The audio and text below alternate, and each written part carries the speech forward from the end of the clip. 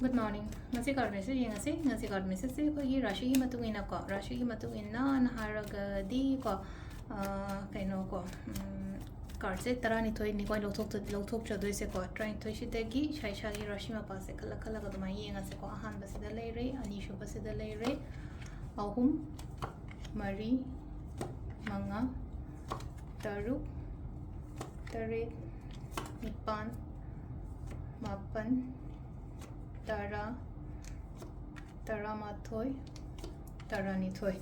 khoi ham ko khoi ham ba se akhoi gi kaino mesh rashi ko mesh rashi gi nga se mesh rashi gna se lai se kaino khara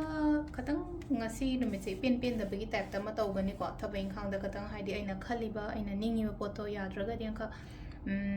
tabak se katang stuck toroga leibo ko pa dum bagi mong dani ko silai se brisha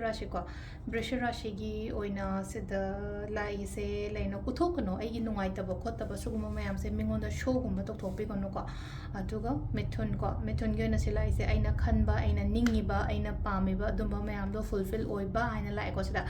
karkat kina mi na mating gum ba kai gum la pa se do maina oina lai ko mi mating su oi ado leino kui na ga thengna da ba mi ai gi life ta gi ga chat khiba mi gum ba mu halak pa do dum ba su oi gale ko aduga next singa rashi yo na silena ko ai chapam thok pa ai to gum thok pa thabok to to aina su hairu no mi na hai ba su ta da ba mai tar ko hadi aina ngang bo ko aina mi gi da mak ta su ngang da ba mi na ai gi da mak ta su ngang da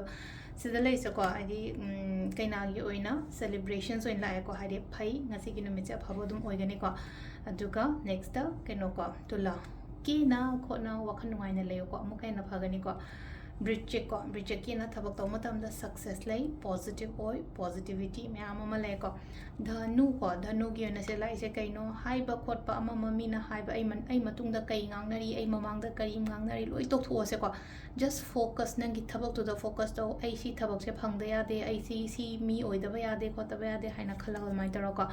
makkar hona ga da ba matam oi ko aina honari se khara ga hena hona bi go ko hadi khara ai haji hona de ha ba de ko khara hena hona hai ri ba se da aduga sisna kumbarashi ge mina ngang bo ko pa am chatlu nom ka mina ngang ba khrak pa ko bom le nang toi do skana da ba da ko da kem taro no just nang na tawning ba thok tom to bi ba ko last ki min na gi silen jo ai gi ideas ai gi thoughts kari kra su kuma mayam so phajana